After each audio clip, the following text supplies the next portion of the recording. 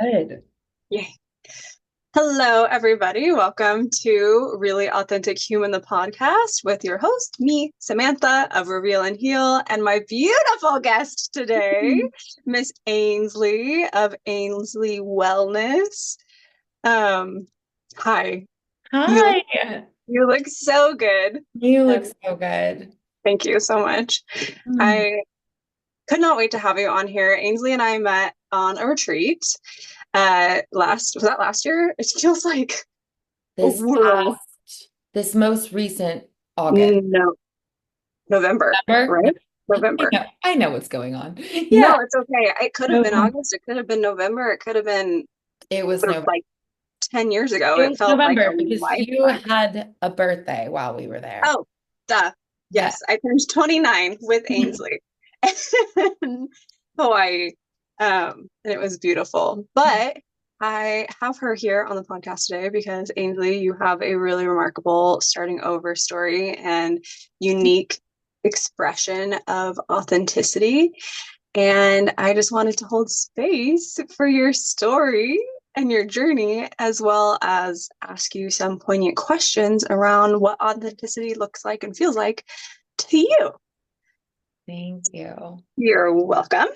With that being said, do you want to introduce yourself and your business, or would you Sure. like?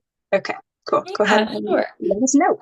So I'm Ainsley. I work in the wellness space, which I realized talking about that. It's like, what does that even mean? Everyone is working in wellness, it seems like. But what I really do is kind of functional nutrition and lifestyle. My favorite thing is helping people explore kind of ways that they can live better through things that they can control. So diet, their way of eating, lifestyle habits, and taking like a very kind of bird's eye view of what their nourishment looks like. And I like to use the word nourishment because it's not just the food. It's like, what are you consuming? Like, what media are you consuming? Like, Mm. like what news do you watch? Like what keeps you up at night? Like what books are you reading? What people are you hanging out with? Because there's so much more that we feed ourselves, and it Mhm. really affects people on not just a mental, emotional, spiritual level, but also like literally a physiological level. Like people are ill physiologically, like on a cellular level. Yeah. Oftentimes, like the missing component is something that isn't like, a supplement. It's a lifestyle factor, or it's a relationship issue, or a stress issue, or something like that. So kind of working with people one-on-one. Recently, I've been really excited about working more with groups, and doing How cool. workshops and education. But yeah, education is a big component. A lot of us think we know, oh, I know how to be healthy, but I just don't do it. And it's like, well, actually, like most of us have been fed some really bad information. And so I've got some hot takes, but backed by science. I'm a science nerd at heart. So yeah, it's cool. I really love doing it. I'm lucky to be in this space. So Yes, 100%. And I have to say, you are so kind and genuine about your approach to helping people through this. And I've never experienced any judgment from you, which I think is one of the things that attributes to your authenticity. Like you don't sugarcoat anything, but you also don't approach it from where like a lot of health nutritionists approach it of like you've done something wrong or you're just trying to diet or you're just trying to like lose weight. Ainsley is the full package and embodiment of authenticity when it comes to lifestyle development and holistic functional training, nutrition, education, intake of content, everything. So 100% agree. I don't know if you know this or if I ever told you this story, and like just for the audience, so everybody else knows, yeah. I have struggled with I've been on every side of the coin. I've been 100, I'm 5'7". I have been 120 pounds. I've been 250 pounds. I currently am like 180, but like I've been on both sides of the coin. So overeating disorder, under eating disorder, um, PCOS, hypothyroidism. My relationship to food and wellness has been like very tumultuous. Right. And there was a moment in Kauai when we were there. It was like post retreat. We just gotten done like eating nothing but like amazing, organic, locally, like everything like perfectly resourced food for probably like 7 days. And I was like, I want a fucking cheeseburger. Get it. I was like, Get it. and that was Ainsley's response. Yeah. Get And after it. I remember like ordering it. I got like all the veggies on it, and I think you said something to me that literally changed my entire relationship to food in an instant. You were like, I was like having this like organic grass-fed whatever burger, right? And you were like, "Oh my gosh, what a nutritious meal. You did a great job. Like you made a great choice or something like that." And I just thank you No, because obviously I don't eat cheeseburgers all the time, but like I was feeling so guilty in that moment. I know this is such a tangent, you guys, but like I was feeling so guilty in that moment coming off of this like retreat. And seriously, the way that you handle your language and approach to wellness, you healed something in me in like that one statement. And I think about it often. Like, right. often, like I'll make like an egg for breakfast and I'll be like, Ainsley would be proud of me. Or I would I'll have like, a snack more than and one egg, I hope. More than one yeah, egg. yeah. Yeah. Like I have like two. One egg is not enough food. Okay. Okay. Okay. Yeah, but and that's another thing too, because like you being a heavier set woman and being raised in like diet culture, Hmm. we're constantly told, well, just eat less, just eat less, Right. just eat a quarter of the avocado and a sprinkle of sea salt for Right. lunch, like you'll be fine, that kind of thing. You So know, it's so crazy how often too I work with women one on one where it's like on paper they're doing everything right. And the one thing that will actually move the needle for them if they have like fat loss goals or like body recomposition goals, it's when they're eating more, when they actually, but the right proper things, right? Like, so they're actually getting the nourishment. And so that was what was behind like that burger comment is you opted for something with nutritional density, right? Like per calorie, you're getting vitamins and minerals and essential amino acids and fatty acids and like things that your body literally needs that you must get from food. And so, a lot of us, we think it's like, oh, if I don't buy like the influencers green powder and like colostrum and whatever, then I'm doing it wrong. And it's like, well, no, actually, largely a lot of that stuff is a waste of money, first of all. And then also, like, if you're getting nutrition from food, you don't need a lot of the extra supplements as well. Supplements really are for supplementing, what the word is what a that, right? concept. I know, it's so crazy. That's amazing. But, opting for like, oh, yes, a burger, like a burger is a health food, in my opinion, honestly. I mean, sure, do we need to pair it with a milkshake always and a bunch of French fries always? No, not always. No. But the actual burger, like, yes, excellent choice. Nutritional density. Yes. Yeah, So happy that thank was helpful to you as Oh well. yeah, it's totally helpful, and I hope it's relevant to like everybody who's listening right now, just in the sense of how our own like mental relation to food. You know what I mean? Because it carries over, and this will transition us beautifully. It carries over to our entire way of life, right? So maybe maybe you're like me and you have a negative self-talk when it comes to like how you're eating, but also where does that transition into your day-to-day life? So like because I have a negative self talk around eating, if I gain weight or lose weight, that directly affects my relationship with food, which also directly affects how I be and act in this world. And I just love that you have somehow cracked the code. Well, no. So I mean, okay. And we'll probably get there, you know. But I feel very strongly that first of all, I've never met a woman in our culture in the United States that I can Mhm. think.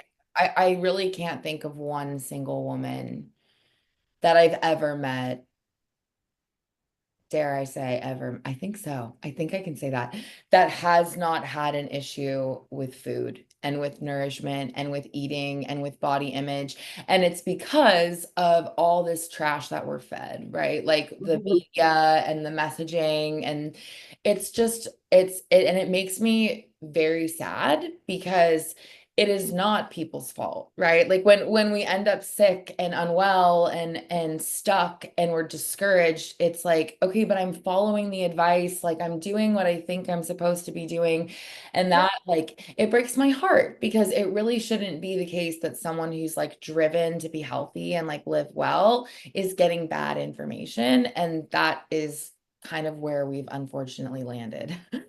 We're in that spot. And so I think it's so important to like with the burger comment, like I wasn't intentionally trying to like empower you, but I'm glad that that was what happened because we have to, I think, especially as women, we have to do that for one another to kind of quiet the background noise because the background noise is loud, right? It's like as Yeah. soon as you turn on the TV, as soon as you go onto Instagram, like everything sponsored ads, it's like, oh, maybe if I had this, then I would be better, right?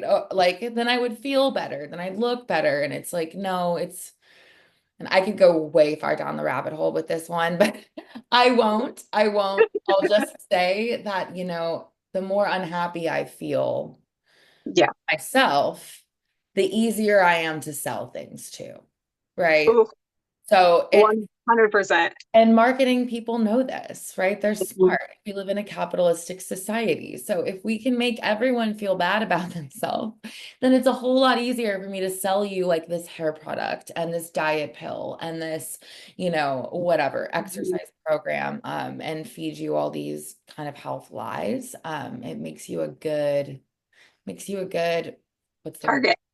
Target Yeah. consumer. Consumer. Yeah. So I don't do that when I work with clients. I try to get way far away from that. And I tell them right away, too, frankly, it would be a better business model for me. I would make Mhm. more money if I sold, like, here's your meal plan, here Yeah. your potion. This is what you need to do every single day. I don't do that because I actually prefer teaching people how to eat in accordance with what they need and in a way that is realistic for them so Mhm. that they can also, once they start living better, feeling better, things are clearing up for them and they have some sustainability with it, like they can in turn teach their family, they can teach their friends. It doesn't make the most money, right? Like it's not the best business model because Yet.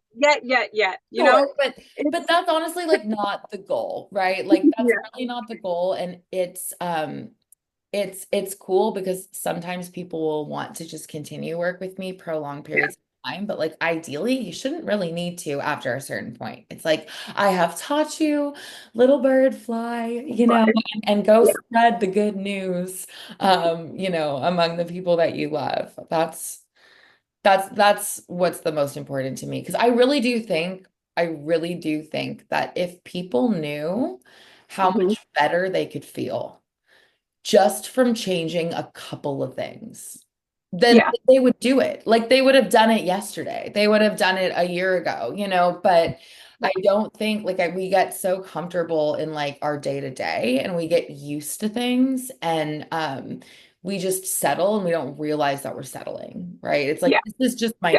I'm just tired every day at 2. I just get headaches. I just Yeah. feel disgusted. Well, especially living in like going back to the whole thing about consumerism and the fact that we are living in the United States, we're conditioned from childhood, from like infancy almost, to be completely honest, that consumerism and needing more and like being fed, if you will, like into this whole like constant gotta like feed the source, everything's external outside of me, Right. that it doesn't make a lot of space to experience an authentic life full of like ease and comfort in your body. So like the work that you're doing, I think even the work that I'm doing, you know what I mean, the work that we are doing is meant to empower and embolden individuals to shift into a sense of sovereignty. Everything outside of yourself, I think I said this in the last episode too, or Jordan did, somebody did,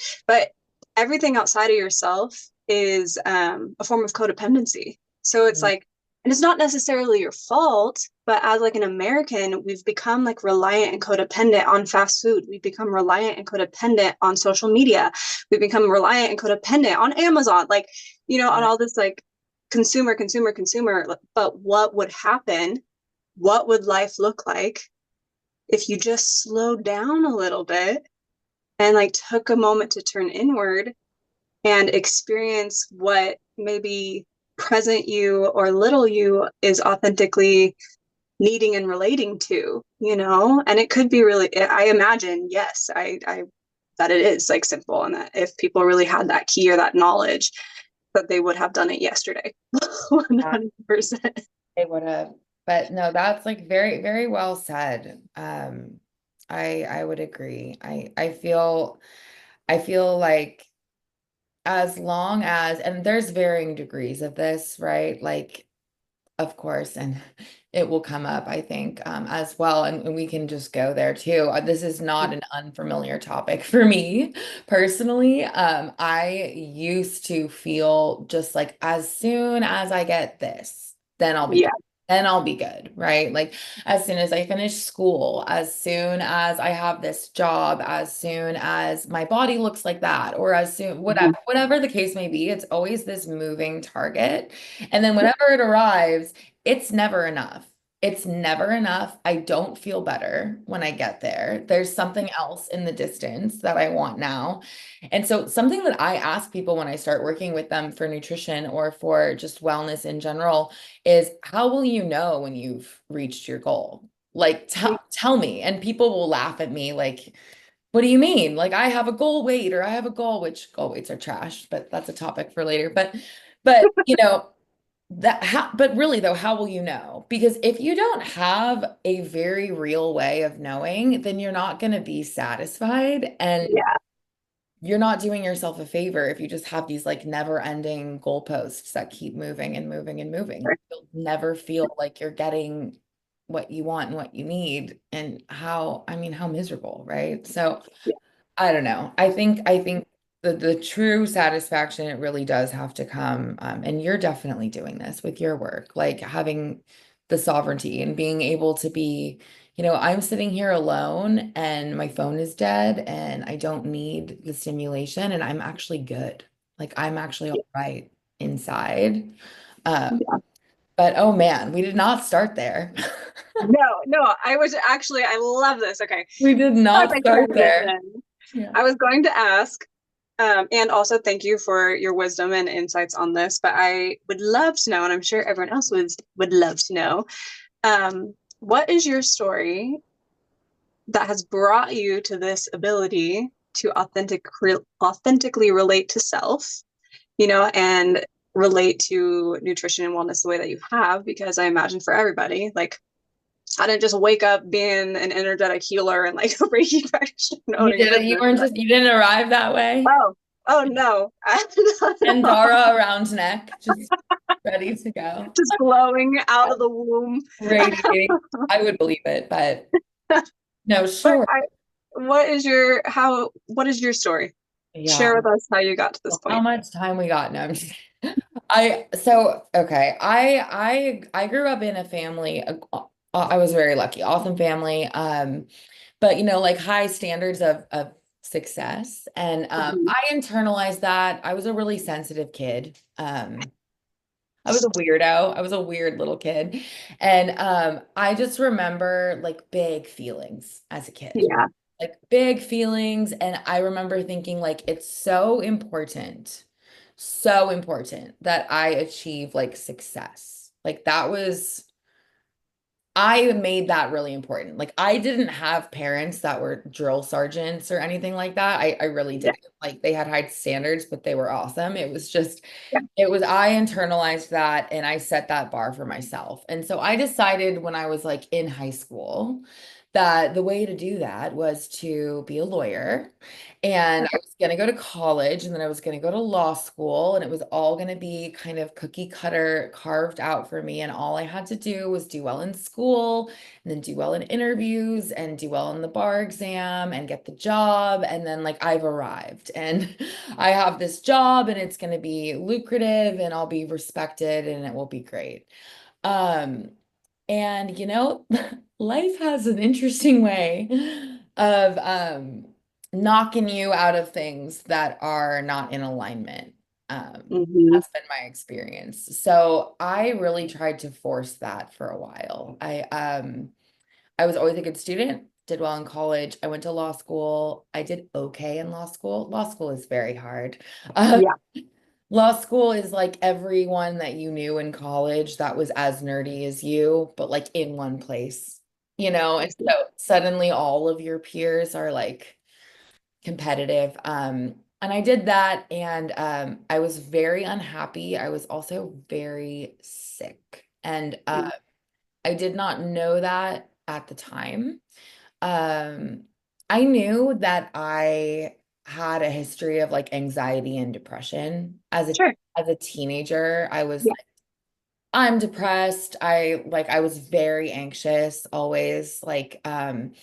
I would be panicky. And so I was no stranger to like that space. Like I was already very clued in that like I've got some mental health issues, but like who doesn't was sort of Yeah. sort of like my thought.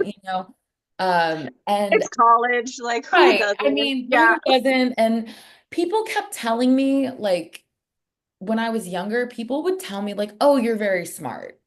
Hmm. I would think, "Thank you." And I don't know where I got it, but I kind of got it into my head that like the reason things bummed me out so much and I had such a cynical kind of like worldview was that I was smart. Like I told myself, Ooh, I was like, oh, well, people that are just happy, like they don't get it. Like they're not paying attention. Like there's so much happening. It's so like just like the weight of the world. Like the oh my God, the angst in me as a teenager, it was unreal. It was like, same.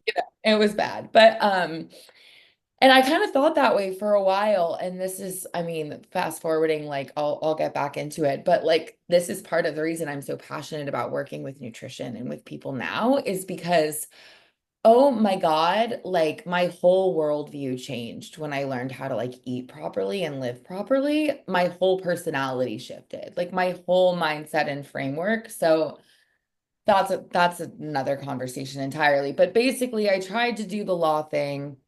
Mhm. Um, it was a disaster. I was very much coping with stress, with depression, with drugs and alcohol, food even. Mhm. At a younger like point in time, I was not a stranger to like the diet culture, gaining weight, losing weight, disordered eating. I was just trying to control the things around me Yes. Yeah.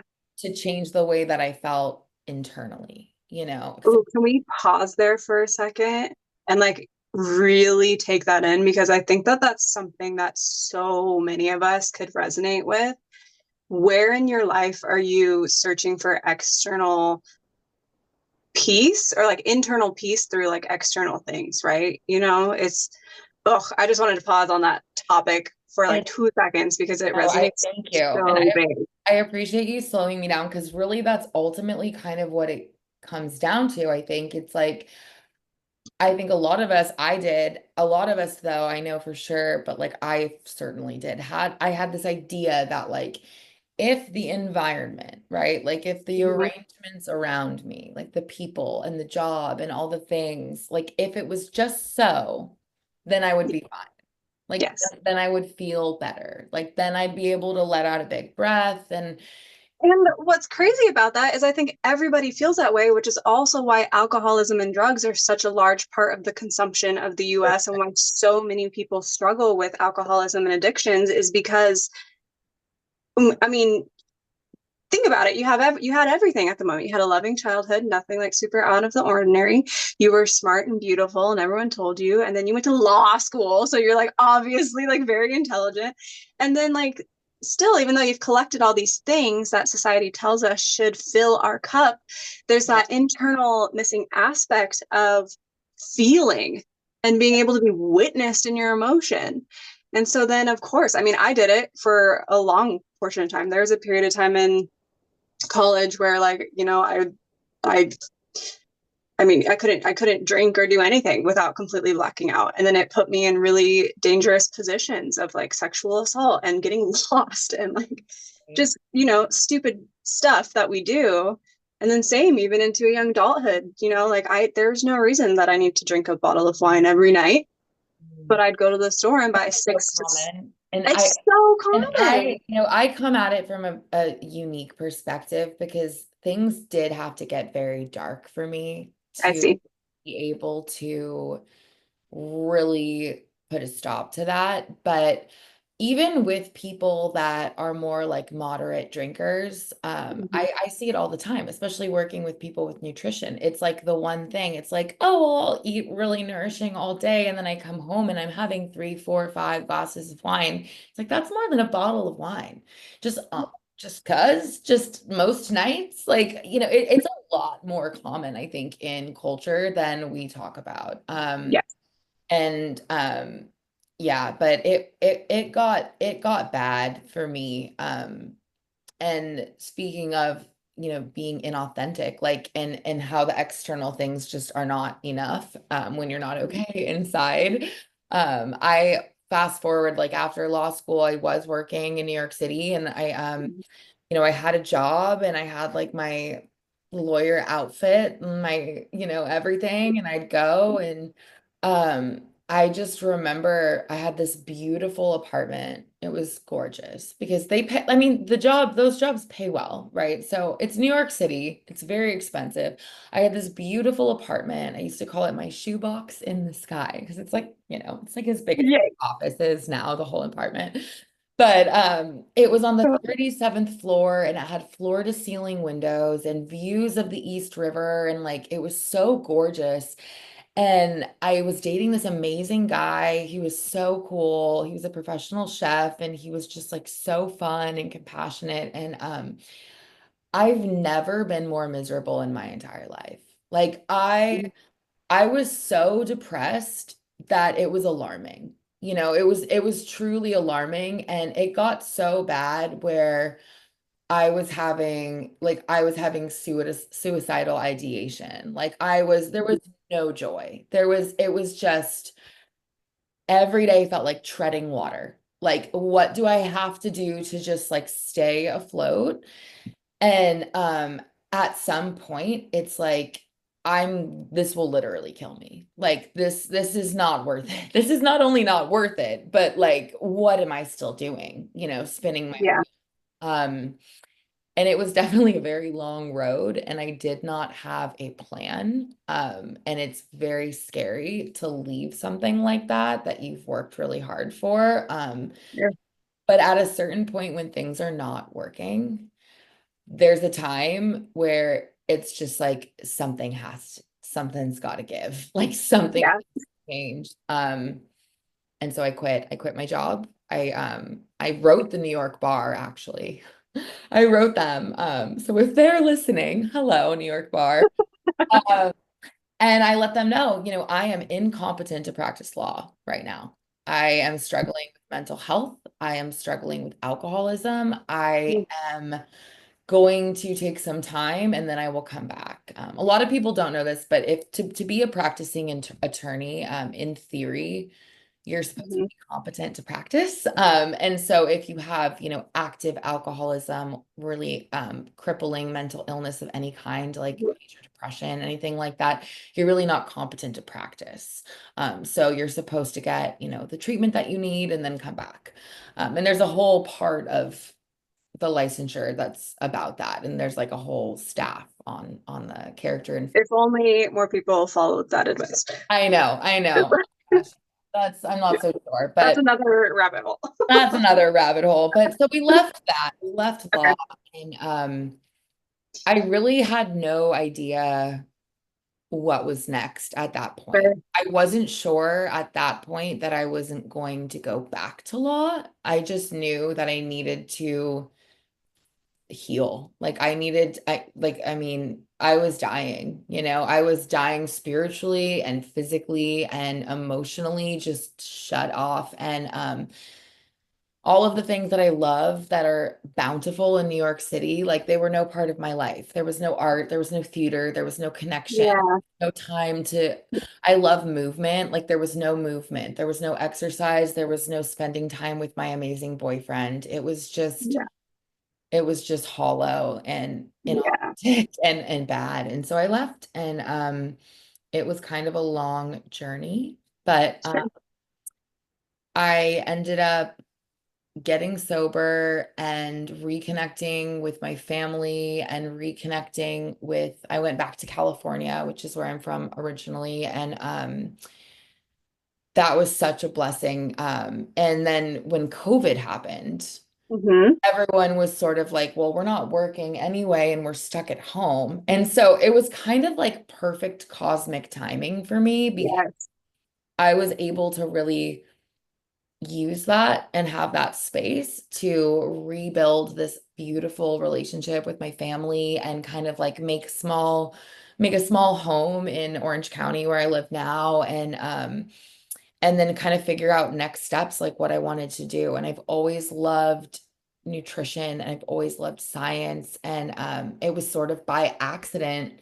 I was just wanting to live better for myself and I was dealing with a Yeah. lot of health problems and I was kind of experimenting with things. And I noticed how much better I felt when I cleaned up the way that I was eating. And when I tried different things, I had different responses. And so for me personally, I had tremendous mental health relief uh, Mm, through changes to diet and lifestyle alone. I love that. And it was unreal. I mean, like if you had told me that the way that I was eating was making me have this worldview or like this very neurotic kind of Yeah. panicky demeanor, I wouldn't have believed you. I mean, food, like I didn't think, And I have a thing to comment on this. One, thank you for yeah, sharing your story here and for being bold and vulnerable and open to being seen and just, yes, just sharing your story. I see you and I love you, and I'm so glad that you're here with us. thank you. And, that's, as somebody too who has struggled with, in the past when I was very young, 3 suicide attempts, severe mental health issues.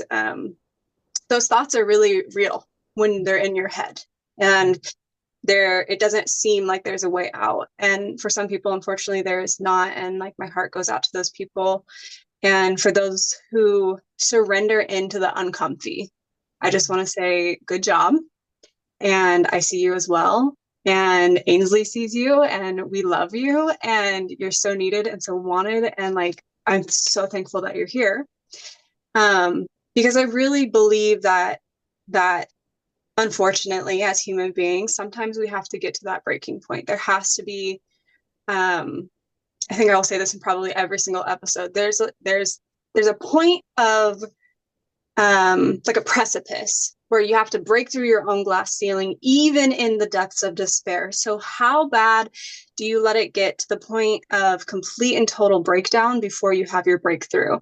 And for most people, they're not capable of realizing that they're in the breakdown, that they're at the point of pressure building and breaking, but sending that message to the bar, letting them know that you need to take a step away, and doing it afraid, doing it in the pits of this despair, doing it even though like you have this what seems to be absolutely picture perfect life. Like I'm sure your boyfriend was cute. I'm sure like you had fun when you did have fun, and that you had bomb clients and things like that. Um, but I just feel like we don't commend people enough for how brave it is to take a stance on your own mental health. And that if psychiatrists and doctors and people would, recognize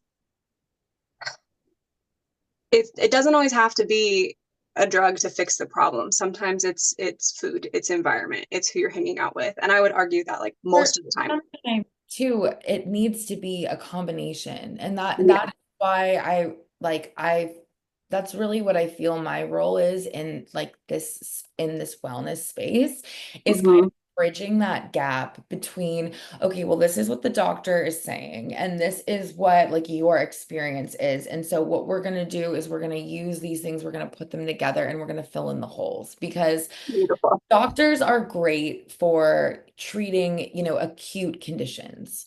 I broke a bone, right? I want to see a Yeah. doctor. Okay, like Yeah. I have an infection. I have something specific that needs a specific acute treatment. Uh, Mhm. for me, when I was getting sober, I needed acute treatment. I was ill. I needed Mhm. treatment, medical treatment.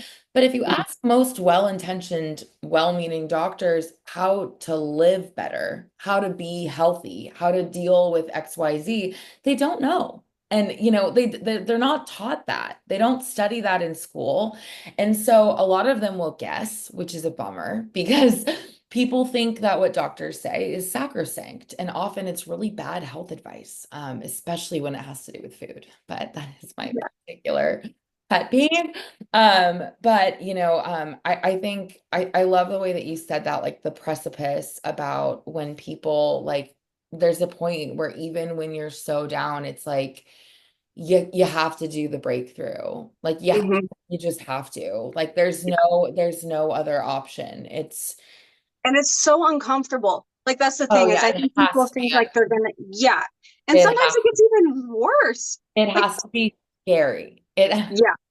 It Yeah. has to be so scary. And I mean, it sounds like what you said is very kind and I appreciate so much like your validation, but I wish I could say what I did was I quit my job and I wrote the bar and then I moved along and I just let it all go. And that's not what happened. Like not at all. I moved back to California and I did this revolving door of trying to improve my life and my health on and off again for years. It took me at least 2 years from that point before I kind of figured out, okay, I've got some semblance of health and okay, this is the direction I want to go into. Like I was spinning my wheels and I was causing a lot of chaos and I was not okay and just afraid Mhm.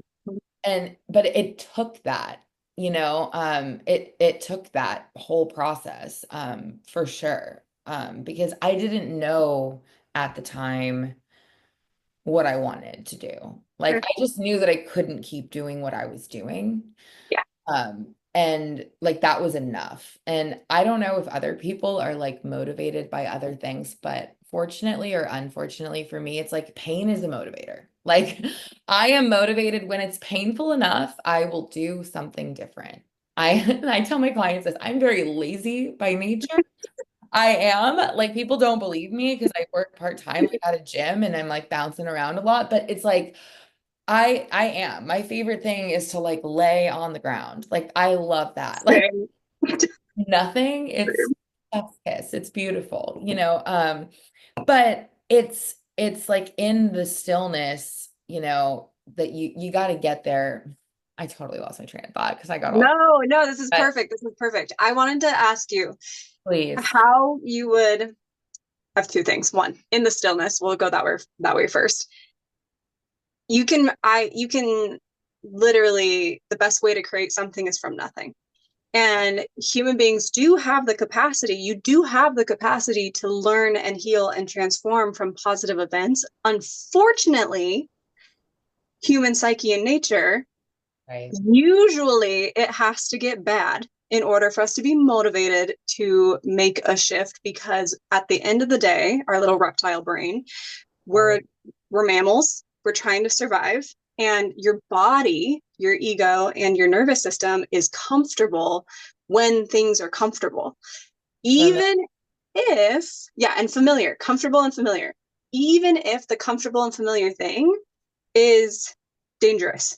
Like even so, like if you grew up in a tumultuous home, for example, like if you had a father or mother or somebody who was narcissistic or emotionally abusive, you would be more comfortable in a relationship as an adult, Right. unfortunately, with somebody who exhibits those same qualities versus someone who is stable. or kind or loving or things like that. And it takes a breaking point. It takes oh, I hate this pattern that I've created for myself in order to shift often. And oftentimes, where you find that shift and that confidence to bypass the fear is in stillness, Mhm. in just sitting, like just surrendering into the moment, even if it's like that meme of the dog and it's like fire. Fire. Yeah, I know the meme well. Yeah, I Yeah. know it well. He's like, this is fine. Like it's like Yeah, you have to get to that point and like take it all in, take in the fire, take in the chaos that you've created, take in the like I don't knows and like all of it in and be like, huh, how do I feel about this? And just yeah, like take a breath and slow down for a yeah, second and allow yourself to integrate. And then from there, of course, it does get uncomfortable for a period of time, but things are only uncomfortable and unfamiliar until they are familiar and comfortable. right. And if you do it enough, eventually it becomes familiar and it becomes comfortable. And then that's just your new way of being. So, And I love the other day we were talking and you were just like, I forget what we were even talking about, but it was something about, I think I had shared with you that I was anxious about something or something was coming up and it was like, okay, well, we're gonna do it anyway, right? We're just gonna own it. I'm afraid, and we're just gonna do it anyway. Because it's like, oh man, if I never did anything that made me uncomfortable, I would never do anything at all. Not like I'm uncomfortable all the time. It's like, and I think especially starting something new, like mhm, it's scary. yeah, I wish that like as a society, we would talk more about this, right? Like I truly think like we're all afraid. Like we're all walking around afraid of a million things. And and everyone's each just other. like That's like a big one. pretending. Yeah, everyone's just like, oh, we're good. And it's Yeah, like, well, no, actually, like if we connect, we can share about how like we're doing this afraid, and that's okay because like once like we actually can talk about it, it's not as scary. sure. It's not as scary to do things when you have the support, and you have like that connection and that community. But I don't know. Good on you though for telling me that the other day. I doing it anyway. We're doing it anyway. Anytime, anytime. It's something that I tell myself all the time. Doing it, like do it, just do it all the time. Do it if you have to cry through it. I sent you a video of me Yes, crying it was beautiful. because I was getting so frustrated It was over beautiful. things. I seriously, you guys, like do it and cry and do it and be unhappy and eventually it'll pass because as an adult living in society, men especially, women also, but like we're constantly told to just suck it in, like just present happy and things will work out, right? Well, what if things would work out faster if you presented unhappy? What if Mhm. you were just authentic with what's alive for you in that moment? And whether it be grief, sadness, anger, fear, anxiety, like dis-ease, resentment, like whatever it may be. And I'm not saying like go be a dick to people. Like you don't need to be like, No. but like what if you would get further by just being with where you're at instead of having to constantly put everything in a box and like present in a way that like maybe is not true to how you're actually feeling. It's like such a concept. I Yeah. don't I know. I think I find it very refreshing when people are just really honest about what's going on and where they are, and I think that that's something that like working in this space and the other women that we were with on retreat and for you and I, excuse me, but like it's part of the work in healing regardless of kind of the area or the domain. It's giving people permission to show up the way that they just are. Right. Like you're not doing me any favors by pretending that things are different. You're not doing yourself any favors. So like who are we doing this for? Like Yeah, ultimately, it's not helpful 100%. to you. You're not closer to your goals and you sure don't feel better. So I might as well just show up the way that I am. And then hopefully that kind of gives people that I'm with permission to do the same. Joke as well. Yeah. Or it will remove people from your life who are not meant to be there because they want you to fit into the box that they put you in Oh, instead of allowing you to be yourself. If you start being yourself and you notice that your community becomes smaller, I know it's scary and I know it feels lonely, but trust me, in the long run, that is for your benefit. And truthfully, it's for their benefit because why would you want to be in an environment where you don't get to be yourself? And right. vice versa. Why would they want to hang out with somebody that is being inauthentic or that is changing, like that's gross. I don't want to hang out with people who feel like they need to change to hang out with me. Like it's okay. Yeah, I'm not everyone's cup of tea. That's okay. You right. know? Like That is okay. it's okay. So Ainsley, with Yes. this concept, Hmm. what would your advice be to someone who is at the precipice and wanting to invite a more authentic relationship to consumerism in their life? What would your advice be to somebody who is perhaps um, at that precipice and looking for a breakthrough? Man, I guess it would depend on kind of what that looks like for them, I suppose. Because if they're at some kind of precipice, it's it means things are hard in some way, right? Like things are not going awesome in some way. And so I think depending on on what that is, it kind of matters because I guess regardless though, I would find support. I would find people that are living authentically in a space that is either where you want to be or where, like you feel that you could learn from and connect with those people. Like seek those people out. Because just like you just said, there are people where if you're authentic around them, they will be off put and they will tell you like that's too much. I don't like that. Whatever your emotions are too big or you're needy or name calling or whatever. And it's like those people are the opposite of the type of people that you need around you if you're actually looking to like really connect to self and like get authentic and live better. And we can't have those other people around anymore. So Yeah, seeking out like the healers and the people that are empowering and the people that after you have a conversation with them you feel better, right? It doesn't have to be like someone like you or me, but it should be like plug yeah, for the business, right? But honestly though, like anyone where you get off the phone with them and you feel a little bit better, like that kind of person, right? The person that like is bringing more joy to you, that you feel like I feel like that's probably the first step is to have support and to reach out. But yeah, I guess it would depend. Like, is it a marriage that's falling apart? Is it like a physical health thing? Is it a job on like is it general mental or physical health? Like, I don't know. I think there's a lot of specific strategies, but fair.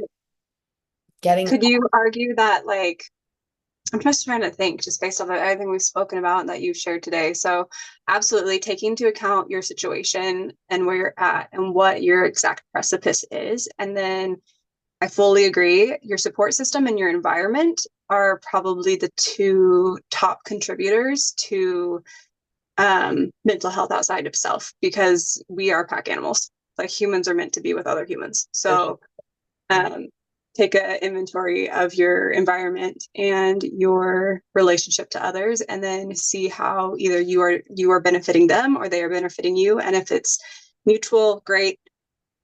If it's not or it's draining one way or the other, then like that's probably not an environment you want to be in. And then I think we could relate it back to what you were talking about earlier with um consumption of like media, because I think regardless of whatever you're going through, like put some positive stuff on your Instagram. Like go unfollow like Yeah.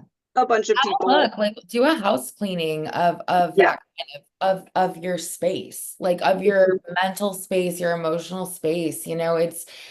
it's challenging for anyone to feel okay when all Yeah. you're listening to is like the news and regardless of Mhm. where you sit with that, like it's just the spin is so negative. And the algorithms that we have on social media, like they pick like things that you already agree with, that you already think and fear or are interested in, and then the exact opposite because they know it's going to like upset you or rile you up, and it's formulated that way, right? Because it's click, it's all about the clicks and it's all about that consumerism, but it's like breaking free from that.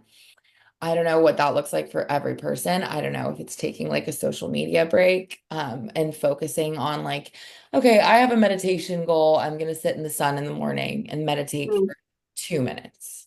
I love a realistic goal. Let's not say we're going to sit outside in the sun for 20 minutes in the morning and like sip our coffee when we have three kids that are getting ready for school. Like let's actually, like, what can you actually do? Can you stand outside in the sun for 60 seconds and sip your coffee and connect with nature and the air and the sun and have a moment and have some gratitude and ground yourself and then go about your busy day, one thing to the next? Like, can you do that 60 seconds? Like, rather than scroll or turn on the news. I'm a big fan of like habit stacking. So, like, if you have, I don't know, like a goal, like I want to meditate in the sun, like pair it with something that you're already doing or something else that's super easy to do. So, like, oh, I'm going to sit and drink my coffee, or I'm going to stand and drink my coffee for 1 minute, or I'm going to wait for the kids to brush their teeth and I'm going to stand here and I'm going to stare at the sun or whatever. This is silly. Clever. But,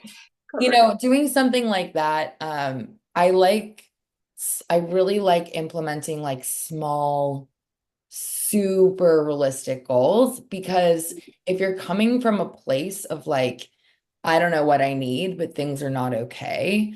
Um, I think first you've got to build up this like sense of self-efficacy. Like I Ooh, actually have control over this. Like I actually can do something about it, even if it's in a small way. Um, like yeah.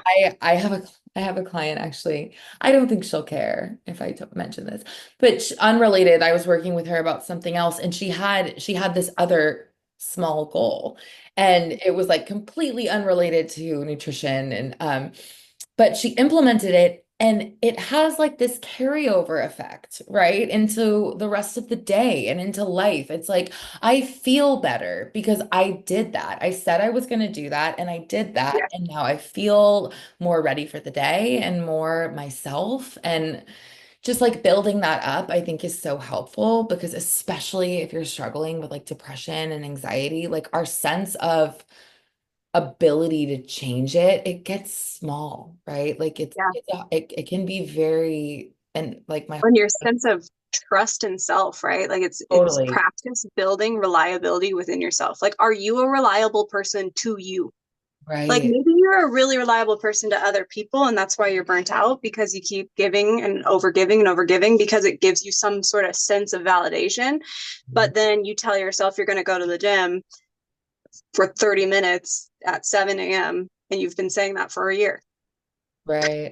Like, We all you do it. know, No, it's like, easier. It's the same thing. It's like, our inner critic, at least my inner critic, it's like, would you talk to your best friend like that? yeah, Absolutely not. If you called me and said some of the things that I say to myself, it's like, you'd I be like, I would scream at you. I'd be yeah, like, Samantha, what are you saying? Oh my gosh, I love this person. Don't talk about her like that. Like, we forget so much like that we're listening to our thoughts. Like you got to choose to consume something else. And it's hard to do though when you're like way down there. And I get yeah, 100%. I want to make sure that for anyone who's viewing or listening, that like we're not saying if you're depressed, like put on some positive music and read some quotes. Like, I hope it's not coming off like that because I remember being in that space and just like it's so dark and there's no energy and it just feels like it's gonna be forever. And if someone had told me, like, think brighter, it's like, no, piss off. What? Like, that's not a thing, you know? And Yeah. so I think like just having space for that. But even if it's one tiny little thing, like, Even if it's just brushing your teeth. yeah, I had a coach one time tell me to create 3 non-negotiables and to yeah, build the habit of being a reliable person to self. You keep them so stupid attainable, like yeah. so I dumbly brush my teeth attainable. in the morning. I drink a glass of water. I let out the dog to go to the bathroom. But it's like it's Literally. list, and it's every time, and it's a mini. I'm successful. I'm effective. I can do Mhm. right, and like it carries over. It goes into 100%. harder things. If you want a real challenge too, if you're trying to create more positive self-talk in your life, something that I make all my clients do is you either tell your journal, your spouse, your best friend, your Mhm. dog, I don't care. You tell somebody your 3 daily wins, 3 to 5 daily wins. And they can be anything. It could be, I went to work today even though I did not want to. That's a win. You win. You know what I mean? Like I got I ate a salad, and not necessarily that salad's better, but like let's just say that like you're trying to incorporate more veggies. So like I ate a salad instead of a whatever for today. That's a win for you. Or like I waved at the guy who waved at me at the stoplight, even though I normally would just like roll up my window and ignore them. Like that's a win, you know? Share those things with people and create an accountability list. Like if you have one person in your life, and if you don't have one person in your life, then get a journal or Yeah. get Chat GPT and tell them, Or call us. We'll be tell friends with us, you. yeah, we'll Let's be do good it. people. Send us Yeah. a DM on Instagram or Facebook or Yeah. wherever. Yeah. Yeah. But those daily habits that are non-negotiable. And then once you get really good at mastering those small habits, that's when you can implement bigger shifts and you get to challenge yourself. And this is the biggest factor of this. I don't know if you can relate to this or not. I'm sure you can, but in doing that, it's like you're doing it afraid, you're doing it anyways, you're doing it even if whatever. And then if you do miss one, if you miss a non negotiable, it is not the end of the world. It is okay. We all make mistakes. We all have to start over sometime. In that moment, your new non negotiable is to just complete whatever's left on the non negotiable task list of 3. That's it. And then you won. And then your daily win can be, I was really upset because I forgot to brush my teeth, but instead of it ruining my whole day, I completed the last 2 things on my non-negotiable list. And I'm Yeah. so proud of myself for doing that. I Yeah. love that. Yeah. Yeah. Yeah. And this happens so much too. I think especially with like nutrition and things like so at least me for sure, but a lot of people that I've worked with, like we all do it. It's like, oh, well, I didn't achieve my goal, so I'm just gonna go way off the deep end the other direction. And I forget who, but one of my friends sent me on Instagram like a little video, like a little reel, and it was like if everything was like that. And it's like this guy who's carrying his Oh laundry. yeah, I saw Yeah, that. it's like all folded and like a single sock falls down and he's dumps the whole thing on the ground. And like he's like washing dishes and a splash gets on his shirt. So he just like takes the whole sink and like hoses himself down. It's like that's the same. That's the same thing. But for some reason, like when it's with respect to a goal, we're so quick to be like, nope, I can't do it. I'm throwing in the towel. Might as well just like completely go off the deep end the other way instead of just like, okay, well, what can I do about it now? Can I Yeah. do a little something about it now and keep moving forward? The best thing at that point is just to keep moving forward. I think Yes. that, And acknowledge that it happened. Like if you're frustrated in that moment, you're allowed to be upset for a second. What you're not allowed to do is stew on it so much that it becomes irrevocable. mhm. Everything is forgivable. Yeah, Unless, like don't murder someone. That's non-forgivable. But like if you make a mistake, if you cut someone off in traffic, if you forget a non-negotiable, like it's okay. Things have a habit of coming back into harmony with self. Absolutely. So I could talk to you for hours. Um, I guess a question that I have to kind of lead us in a direction of where we're headed is now you did it. So we got your story, of Did course, just I? to bring this full Oh, circle. okay. Yes, bring it You full did it. circle. So Okay. you went from being I you as a had a teen, career shift, we'll say. career shift. I had a big How do career you shift. relate now? And this is so, I'm so glad you asked this because just in the name of being authentic, I am afraid all the time. I am not what you would call naturally business savvy, I would say. Like I'm a lot of things, sure, but I didn't get that like little bug that's just super entrepreneurial. I didn't get it. Like I can do things like that, but it requires like a system, right? It requires Mhm. some work on my part. And so all the time I have fear all the time. Am I doing this right? Am I helping my clients? Is this going to be financially successful for me long term? What if it's this way? What if it's that way? What if it's unsustainable? What if it's too confusing for people?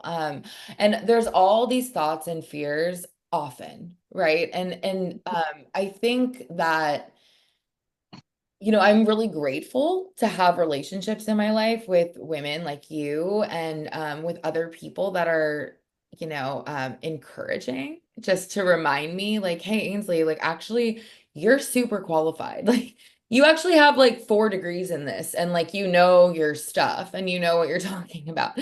But sometimes we need to hear it. Like, Mhm. sometimes we do need to hear it. I think that like just being authentic about where I'm at now, honestly. Like I love what I'm doing, and I hope that it continues to grow. And I know that it will. But on some days that's harder to get there. Sure. Right? Like on some days, it's a little bit easier to trust the process and to trust that, like, I've already accomplished so much and, it's just going to continue and my life is going to be abundant and I get to help people and what a gift. But on some days it's like, oh, well, I don't know what I'm talking about at all. And I think that's like you said before, it's very normal to have self-doubt. And Mhm. it's really normal to have fear, but it's important to keep showing up, you know, Sure. and to Yeah. not let that kind of like steer you away. Because if I had done that, I never would have gotten my master's of science degree. I never would have tried to even change careers. Like I never would have done school over again or like gone on that retreat where I met you. I never would have done that.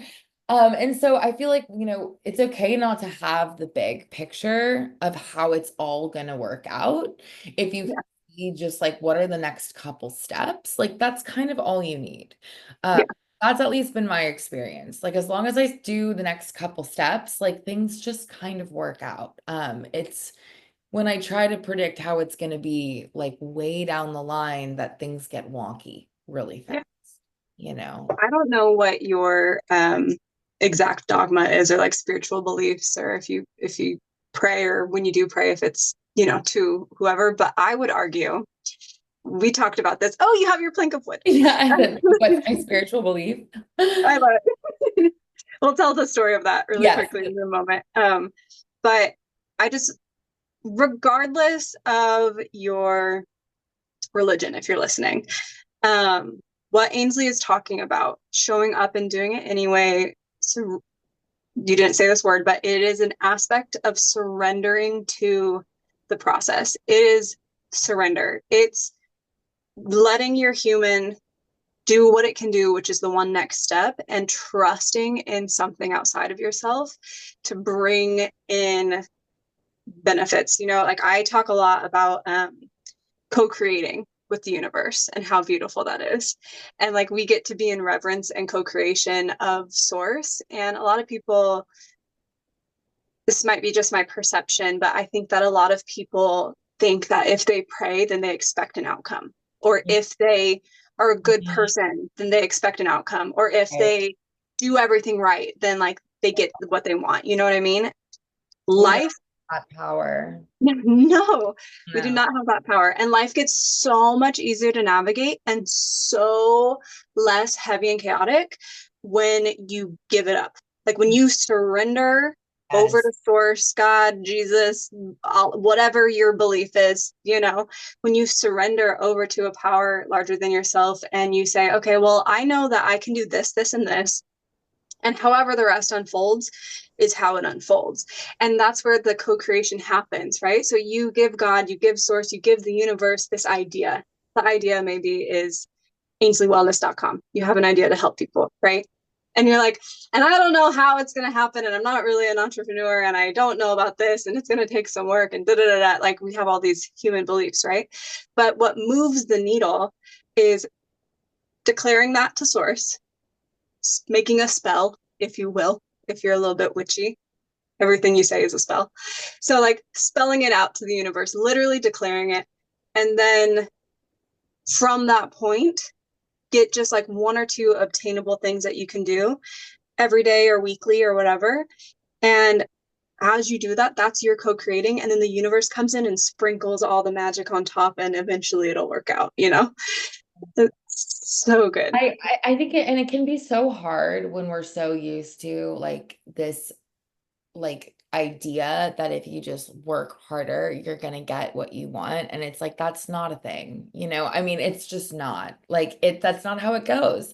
And what I heard you say at the beginning is just like, you know, these actions that you can take, like those are processes, right? Those are things that are within my control, my non-negotiables, like the things I'm doing in the Mhm, morning, or maybe I'll enroll in a new class because it's interesting and I like it. So why not? And we'll see where it goes. It's like those are the actions, but the outcome is up mhm, to source, right? Like the outcome is up to God or the universe or whatever. Like we there are a number of factors and we don't need to get into what they are, but they're surely not just me. Like the things that determine how it's going to go. Oh my gosh, there's a million and one contingencies. So it's like all I can really control are just these small things and then mhm, leaving that outcome up to the universe to decide. And that move, though, single best thing I learned how to do in adulthood because it makes life so much better. It makes everything so much better. And I mean, it was a huge part, being able to do that for me personally was a huge part of my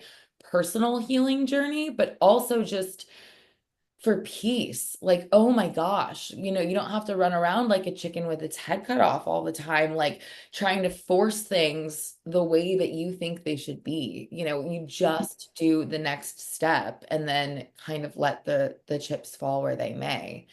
Um, mhm, and I've never seen it go that way where it ends poorly for people. Like it's almost like there's a divinity that when we're in alignment, things just go the way that they're supposed to, you know? mhm. And I believe that now. I wouldn't have believed that years ago. Spirituality wise, I do have a very strong spiritual connection with universe, source, God. But I was not always like that. And I understand that faith is challenging for people. Sure. But you just need a little tiny bit. You just need Tiny, to try. this much. If Yeah. you're, yeah, you just need a tiny bit. I would love to use these last minutes to share whatever you want to share about that plank of wood that you're holding. Because Sure. I I know what don't it know. is. Okay, sure. I don't know if, Will you explain for the audience, just in case they're listening to audio and not video, what it is that you're holding and where it came from also within the yeah. story? Okay. So context. So Samantha and I were in Hawaii on a wellness retreat, and Samantha was called to offer some of her gift to some of the women we were with up at the top of this like really beautiful hill. And I kind of went down below, and there was a stream at the base of this really beautiful waterfall. And I was down there, and something that I was personally struggling with at the time was kind of like feeling ungrounded and feeling a bit scattered and I just had this very powerful moment. I was sitting in the stream right below the waterfall, and this piece of wood, driftwood, floated down the water and it landed like right in front of my chest, like right here by my heart. And I picked it up and I just felt so, it sounds silly, but whatever. I felt so just like I was meant to hold on to this piece of wood. Like I just felt like so connected. All this, it was weird. It was all of a sudden, it was like you were supposed to pick this up and you're exactly where you need to be. And it was like a God wink. Like it was like universe being like, yes, yes, and keep doing what you're doing. Like you're exactly where you need to be. And this sense of just being so grounded. And, typically you don't take things from nature, especially from islands like Grandmother Island. That's not okay. And I wasn't going to, but I felt so strongly that like, no, I was supposed to have this. This is like Grandmother Island gave me this. Like, and so I asked, I asked the waterfall, I asked the stream, I asked the people that we were with, and they were like, no, it seems as though you were really meant to have that. And and since then it's honestly it's something that I meditate with. It's something Mm. that like reconnects me to source. And it grounds me and it allows me to feel calm and it reminds me that like nothing's actually that deep. And if I get really heady and cerebral, which happens a lot, like it just really centers me. And so it made the trip back off the island and I cherish it now. But it was kind of a funny thing because some of the women we were with were teasing me a little bit because I did not let this go. Like the entire retreat. I was holding on to it the entire time. But yeah, what a journey it's been. So I think spirituality, I mean, it can be anything and it can look like anything. But for Yeah, me, like this was a connection to that. And very powerful for me. beautiful. Yeah. Thank you for sharing. Okay. What an amazing journey that we got to go on together in Hawaii, but also today in this podcast. This has been a journey, and Just getting also, started. yeah, and like, Yeah. and in your life, all good things to come for sure. I um hope that this story today and this conversation really inspires people to take bold action in the face of fear and angst and anguish and despair. And I also hope that encourages you to take bold action and be courageous, even if you don't feel that way. I hope it, like if you're in joy and excitement and ecstatic, then like, great, do that too. And Yes. then one thing about your plank of wood, when I met Ainsley in Kauai, um, your transformation over that retreat was so beautiful to watch. And when I first met you, because we had been messaging a little bit like online, like trying to like plan things and everything. Um, I don't know, that sense of anxiety and urgency was alive in your Oh field, yeah. right? And I Oh could yeah. feel that from you. And that's not making it wrong or anything, but I acknowledge that that was a real thing in the field of awareness. And I fully agree that it was a God wink because as the retreat went on, you kind of shifted and there was like different power emerging within you. And then after you found that plank of wood, it was like your capacity for stillness and reverence just like dramatically expanded. And I will just share this one really quick story. Ainsley, I, and another friend, Oliviana, we rented a Jeep and we drove like an hour and a half to the other side of the island and we went to this place that is the death and rebirth portal on the island because I was determined to kill off my old self in life, not literally, but figuratively, and be rebirthed on my birthday on the island in the portal. And Mm. I made a spell for us and I led us through a really brief ceremony. But what is funny is I feel like you actually led us through the ceremony. You're so powerful. I had like had it all planned. And when I went to go, I wasn't fully in it. And then Ainsley just like turns around with like fervor and is like, are we doing this? Like, is it time? Like, are we doing this or not? And I was like, oh yeah, we're doing it. And we wrote prayers and wishes on pieces of paper, things that we were both letting go of and things that we were calling into ourselves. And we held space for one another, and we burned these biodegradable papers and like tucked them into the earth, tucked them into the sand. And I know that like that sounds kind of woo and mystical and whatever, and it's because it is. But like it is also something that anybody of any faith could do. There's when you mix prayer with tangible, right? When you mix prayer with the physical reality of this 3D world that we live in, it amplifies it by like 1,000 times. And since then, Ainsley, I have just been in total awe of you because your eyes in that moment just became so alive. Like, if anyone has the pleasure of getting to meet Ainsley in real life and working with her, your eyes have the most depth of soul. It's like viewing source. I swear to God, you turned around and your eyes were just lit up. And ever since then, Mm. I feel like you've just continued to blossom and grow and expand your capacity for yourself and others and your business.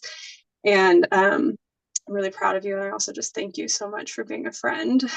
And I never would have had that opportunity had you not taken the reins on it. I mean, I wouldn't have known. Like I wouldn't have known. And so it's just a testament. I've told you this before, but like I am so grateful for you in my life, for showing the way and, for giving permission and, inviting that and really like calling that to the surface because who knows if that, all source back there, but like, it takes what it takes to kind of call it up and you do that. And I am so grateful for you for that. So thank you. Thank you. Thank you. Mm, good things. So good. So Hey. good. Okay. This has been a beautiful episode. To wrap this up, would you care to share with our audience once more your website Yeah, and any current offers or where they can find you if they'd like to connect with you on their wellness journey? sure. So anyone that wants, my website is AinsleyWellness.com. My name is spelled like I don't know. There's probably a lot of ways to spell Ainsley. Ainsley. Wellness. But that has, links for email questions, things like that, some of what I do. It also has a link to my Instagram. My Instagram is it's just Ainsley. But if you have any questions or you want to chat or see what the goings ons are, I'd love to connect. So I hope for that. That would be great. Thank you so much, Samantha. This has been a You're so, you're so welcome. I'll in the editing of this video, I'll leave your website in there and your Instagram handle as well as mine. And if anybody wants to connect with either of us, but that feels like too much work, just leave a comment that you're interested and I will reach yeah. out to you and put you guys in contact together. As Miss for myself, Abby. yeah, I love it. we'll work together. It takes a village. Yeah. And then anybody who wants to work with me, I am a Reiki practitioner, hypnotherapist, EFT certified, and I specialize in helping people with severe anxiety and dissociative tendencies get grounded. So if you want to work together, you can find me at raw_reveal and heal on Instagram. You can find me here, and you can find me very, very soon at revealandhealrah.com, which has all my listed offers. And I can't wait to hold space